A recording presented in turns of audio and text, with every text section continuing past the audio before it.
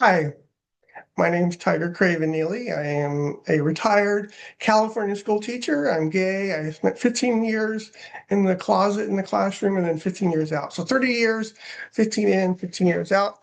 Retired now, a little bit of time on my hands. So I'm wanting to make LGBT books, reading them, modeling them, and then talking about some experiences of what it was like being a gay teacher in the classroom and then reminding teachers of some of the LGBT laws that I'm aware of. I'm sure there are more out there than I'm just aware of. So I'm going to share my screen and read Worm, Worm Loves Worm. I am new at this, so sometimes I have little glitches. All right, I am looking for my book. You should see my screen up now. There it is. Worm Loves Worm. And I have a medical problem, by the way, a little TMI. Sometimes happens when people get older. So you'll see me spraying some biotin every once in a while in my mouth. Worm Loves Worm. And this is a theme day for me. This is informal. So I've got my funny hat. I've got this tie-dye shirt that I actually made with some third graders at the end of the year. And I've got my fun, comfy Bart Simpson slippers that I used to wear once a year on pajama day, just so the students would see that Mr. C can be funny, let down his hair every once in a while. Worm Loves Worm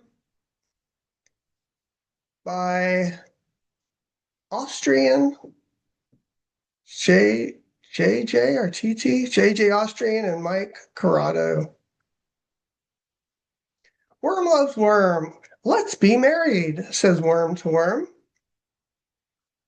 Yes, answers worm. Let's be married. Romance. Wait, says cricket. You'll need someone to marry you. That's how it's always been done. I'll marry you. Now we can be married. Now can we be married? Asks worm. Wait, says beetle. You've got to have a best beetle. Naturally, that would be me. Now can we be married? Asks worm.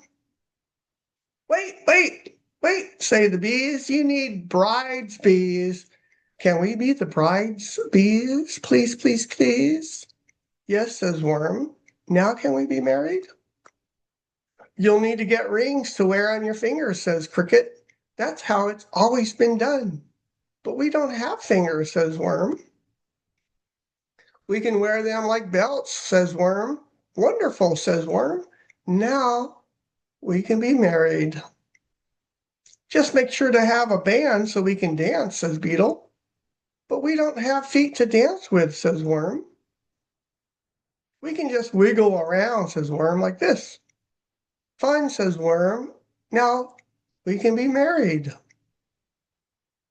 But you still need a white dress, a tuxedo, a top hat, lots and lots of flowers, and a cake with frosting, say the bees. But we don't have heads for hats, says worm, or hands to hold flowers, and we only eat dirt, says worm. Wait, says spider, I can attach the hat and flowers to you with my sticky web. Thank you, say worm and worm. But who will eat the cake, asks the bees. I can eat the cake along with cricket and beetle, says spider. What did you say? Asks cricket and beetle. Nothing, says spider with a smile. Now we can be married, says worm. But which one of you is the bride? Asks the bees. How can we be brides bees if we don't know who the bride is? I can be the bride, says worm. I can too, says worm. But one of you has got to be the groom. Or how can I be the best beetle? Asks beetle. I can be the groom, says worm. I can too, says worm. We can be both. Amazing, says spider. Really? Asks beetle and the bees. Wait, says cricket. This isn't how it's always been done. Then we'll just change how it's done, says Worm. Yes, says Worm. And so they were married. Yay, because Worm loves Worm. Yay, congratulations. It's wonderful romance. So I'm going to stop sharing. I want to talk about the theme, Worm Loves Worm. Thank you for that book, the authors and illustrator. That was beautiful. Fear of change. Fear of change. This is not how it's always been done. You hear the cricket saying over and over and over again. Just want to talk about fear of change. It kind of reminds me of that riddle. You've probably heard of this one where the little girl says to the mom, Mom, why do we always cut the ends of the ham? And the mom says, honey, I don't know why. Let me ask your mom. Let me ask my mom, your grandma. So she calls her mom. Mom, hey, Mom, Susie wants to know why we always cut the ends of the ham. She says, honey, I really don't know. Let me call your grandmother. So she calls the great grandmother. Uh, Mom, why do we always cut the ends off? And the great grandmother says, well, I never could find a pan that fit the ham. I always had to cut the ends of the ham off. So here, without really thinking about it, there's just tradition, tradition, tradition. And some tradition is very good, but we want to be careful of when we do things just for the sake, just because that's the way they've always been done. It reminds me of another story. I went to a new school. I was a sixth grade teacher. I went there, and I wanted my students I wanted to allow them to play kickball. And one of the teachers came up to me. She said, we don't do kickball here. This is just not how it's done here. And I, critical thinking, synthesizing, and, problem solving. I said, well, why? Can you tell me the reason why you don't want my students to play kickball? Because I want them to have freedom to do those things. It's fun. Kickball's fun. And I had bases. I bought bases. And she said, well, it makes all the playground balls oblong, which is a reasonable concern. I said, well, all the playground balls are red. What if I bought a green playground ball with my own money? Let me do it this way, then you can see. Enjoy the journey. It's probably backwards. With my own money, and then problem solved. Everyone's happy. That's good conflict resolution, by the way. I get my needs, you get your needs. No oblong balls, and then my students get to play kickball. So you got to be leery. Is it leery of imposing tradition on people for the sake of tradition? And that kind of goes with LGBT issues as well. A lot of people don't want LGBT curriculum in the classroom because it hasn't been done. And I'm going to tell you why it hasn't been done. It's because, and I really wasn't prepared to talk of this facet, but I was just off the cuff here. LGBT, because I see this thing keep coming up in society. LGBT people have been terrorized in the past generations. We have been scapegoated. We have been people have claimed this for us to be criminals, which we're not, to be sinners, which we're not, to be perverts, which we're not, to be mentally ill, which we're not. And I mean, if you were arrested in a homosexual act or are suspected to be homosexual, you could be put in prison, lose your job, lose respect of your community, your family. Sometimes, like Alan Turing, the great mathematician, was caught in being gay, was given a choice. You could go to prison or you could do hormonal therapy. He did estrogen therapy and ended up killing himself, took his life. Right? Oscar Wilde was caught in a homosexual act, had to go to prison, 2 years in hard labor prison. So we were hunted down, in my opinion. We were brutalized for being gay. So we had to hide. And that's why we don't see us in the classroom. We haven't seen us in the classroom for a long time. We're coming out now, but there's still school districts that are reluctant to, because we haven't done it that way. That's what they say, fear of change. Same with gay marriage. It's like, oh, well, gays didn't have marriage for millions, not millions, well, hyperbole. Anyway, so be leery of that argument. We've never done it that way. slavery. There we have slavery, slavery was in our history for hundreds and hundreds, unfortunately. So you can't say, well, we've always done it that way, because you know what? Slavery would have, it's a horrendous thing, by the way, slavery. And anyway, I want to tell some stories besides those stories. Um, so the stories I wanted to tell, I started telling a story in a video I did yesterday about the classroom, where I displayed some books of LGBT people. Before I show you all the books and tell you the story, I want to just go to share screen. Again, I'm still learning all this stuff. Share screen. I think I'm sharing my screen now. Let's make sure it's the kind of sharing I want. It is. Get rid of that. Okay. This isn't law. These are some guidelines from the California Department of Education. There's some sections called access and equity. There's one in the English language arts framework. There's another one in the history social studies framework. I don't know about the other frameworks. I probably should do a more deep dive kind of exploration, see if they're in any of the other frameworks. But it's a little shorter in the ELA, a little longer in the history social studies, but here it is. And I won't talk about all this in here, but just a couple of reminders. All California school children deserve a safe environment, both physically and psychologically.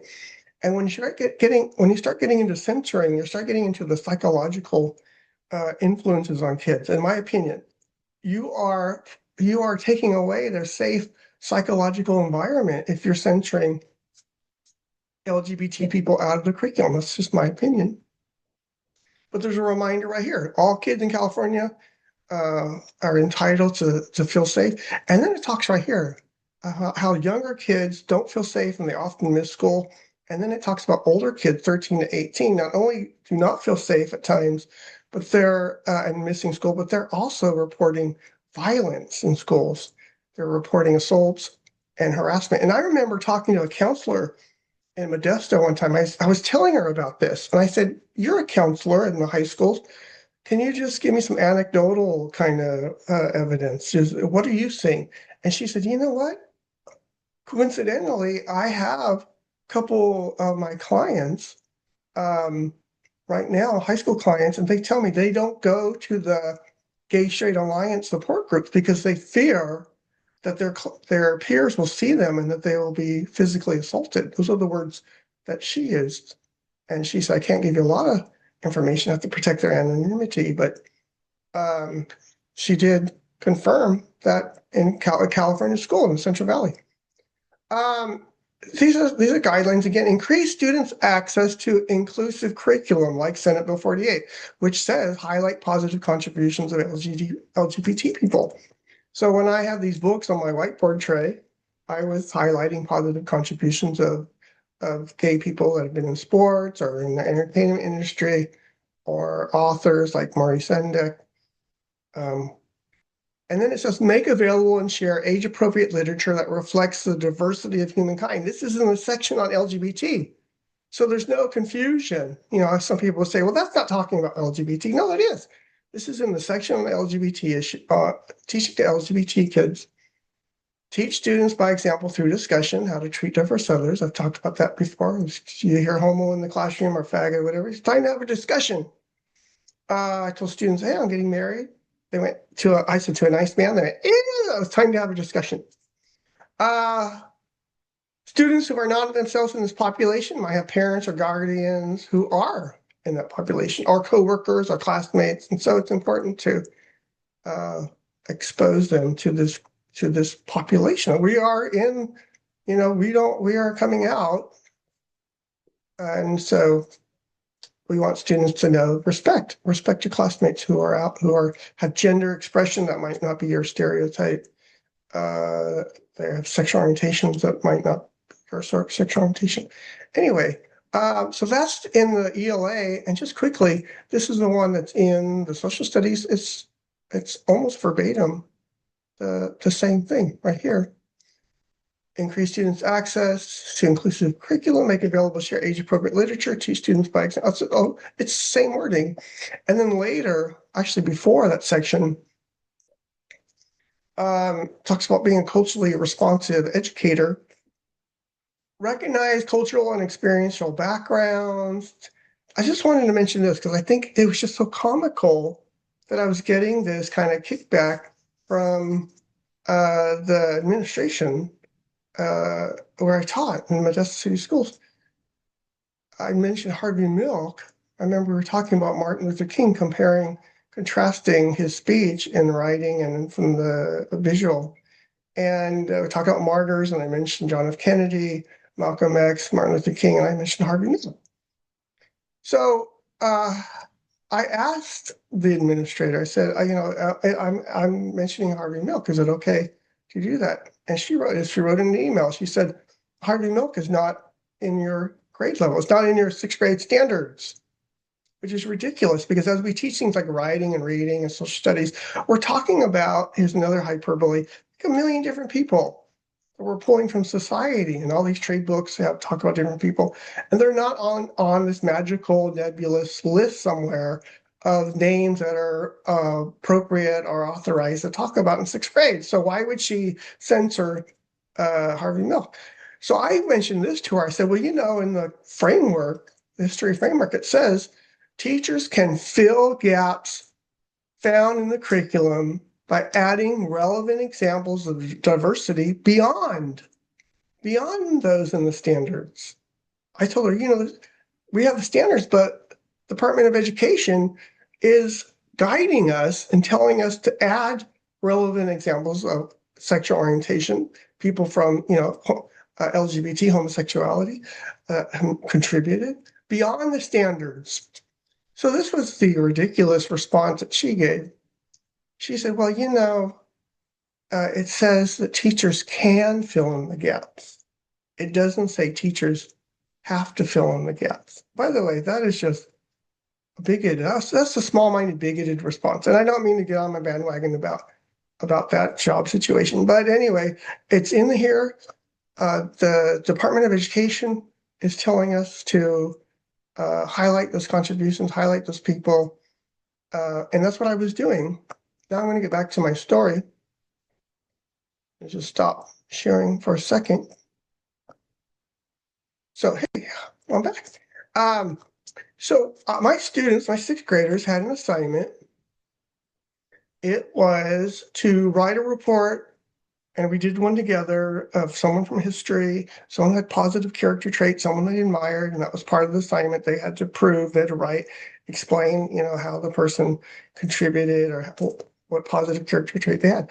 So I asked principal, the good principal, may I put some books up, pictures up of LGBT people who've come out? Because to me, that's what I admire, their courage.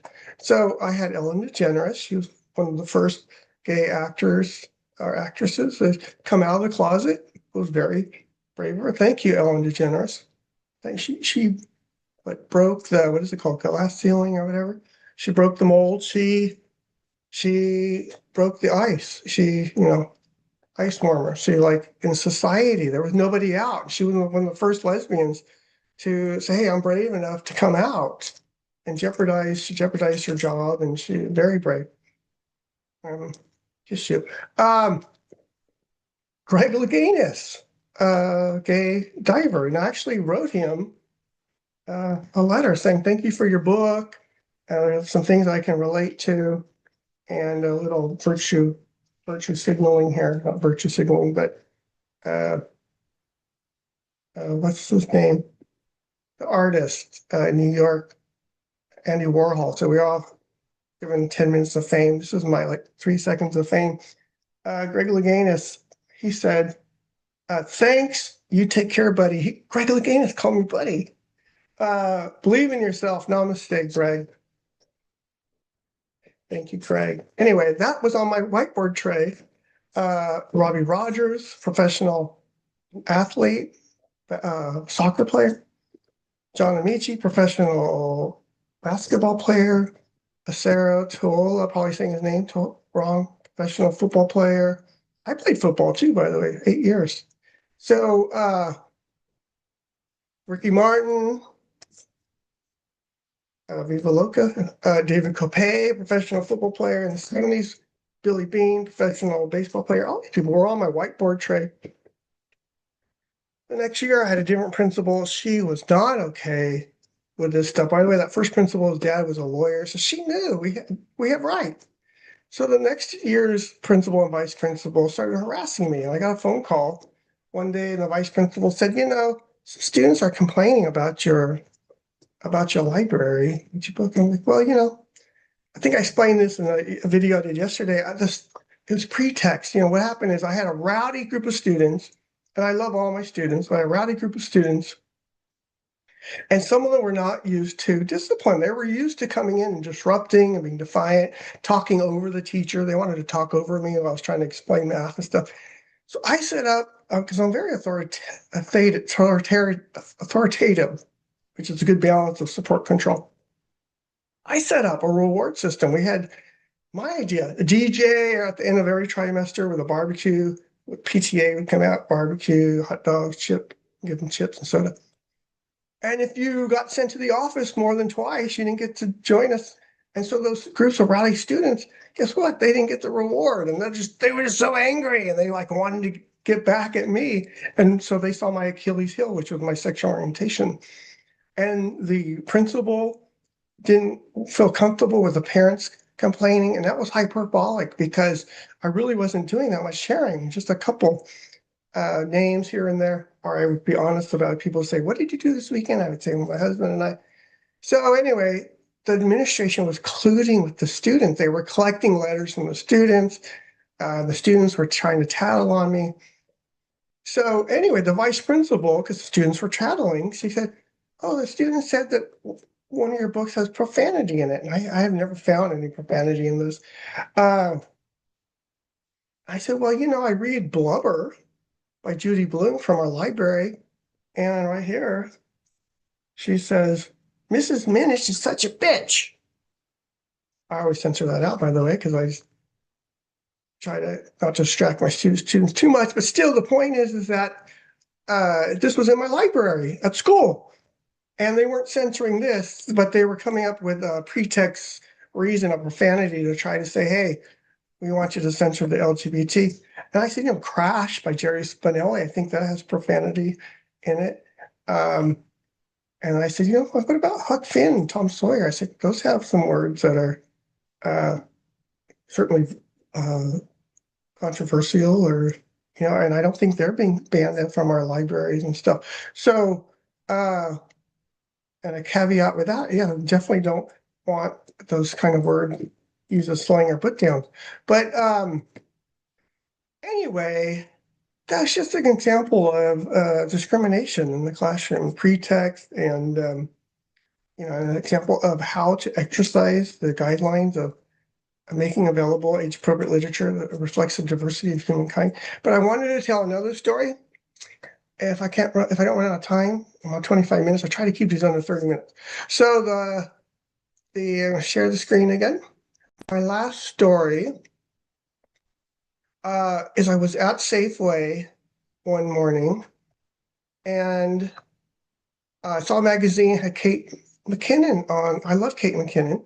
By the way, she got her start, one of her start, Big Gay Sketch Show, produced by Rosie McDonald and directed by Amanda Burse, I think is her name. Anyway, so I saw this magazine and I bought it because I actually cut the cover off, laminated. I was going to put it on my whiteboard tray with the other people who've contributed to society, because she is an out lesbian. And then I kind of got cold feet, and I said, you know what, it's a little risque, nothing more than you see at the beach, but still, and it was in the public, at the Safeway display. And I'm not saying anything's wrong with this, but I thought it might be a little controversy, 6th grade. So I decided not to put it out. I put it in my folder. Well, one of my students, probably the one that were trying to tattle on me and stuff, put it out in the open. And I saw it, and I thought, they're trying to get me in trouble. So the student raised his hand. He said, can I go to the bathroom? I said, sure. And I knew what he was up to. So he went down to the principal's office. I know, because then he came back, sat down, And I put this, I love you, Kate. I'm sorry. I had nothing wrong with your photo. I was just trying to avoid conflict. So I put the photo back in the folder.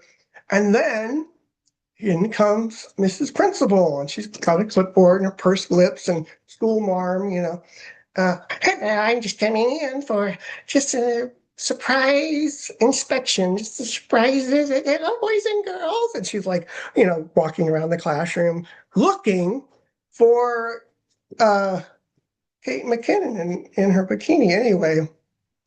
And I just want to share that story because it was so silly. And they were trying to create pretext and create problems so they could transfer me to assuage this homophobic principal and her homophobic administrator. Ended up filing a complaint to the Department of Fair Employment and Housing, which is now the California Department of Civil Rights. They vetted, they investigate, and then sometimes if it's warranted, they give you a right to sue letter. I took my right to sue letter to the California Office of Civil Rights, group of lawyers, and they said, yeah, we'll represent you on contingency. And it's a long process too, by the way. My husband has a law degree, so he would warn me. He says, it's going to take 3 years. So we went through discovery phase, which they get by asking me a bunch of questions, and I have to respond in writing. And then we went to deposition phase where they put me on the hot seat. And we deposed 4 administrators. It's under oath, and I think it's under oath. It might not be under oath, but they transcribe and copy everything down, record everything. Sometimes it's filmed. I don't think we filmed ours. But then we was going into the years. So these things happened in 2017. I filed my complaint. The DFVH gave me the right to sue letter in 2018. My lawyers filed the legal complaint 2019. We went in discovery around 2020, deposition around 2021. And then finally, we just settled out of court at the end of the year, 2021. Decided not to go to court anyway. And my lawyer fees were around $400,000. They ended up paying most of them. And so I'm guessing I only had 2 lawyers and they had 5. So I'm going to guess their lawyer fees were about $500,000 at least. So my point is that, if you're a local educational agency, it's so much easier just to show respect to everyone, and so much makes sense because you're protecting your kids, your students. Anyway, God bless. I was end with this quote. The only perverse thing about homosexuality is society's insane inability to accept human nature. It's insane. It's just human nature. It's like being left-handed. It's also a physiological response, something we can't help. We're not asking to be gay. Don't make us go back in the closet. We don't want to be in the closet. We're your family. We're your coworkers. We're your friends. We want freedom to be who we are. Anyway, thank you. God bless. Have a great rest of the day, whatever you're doing. Now I just figure out, there you go.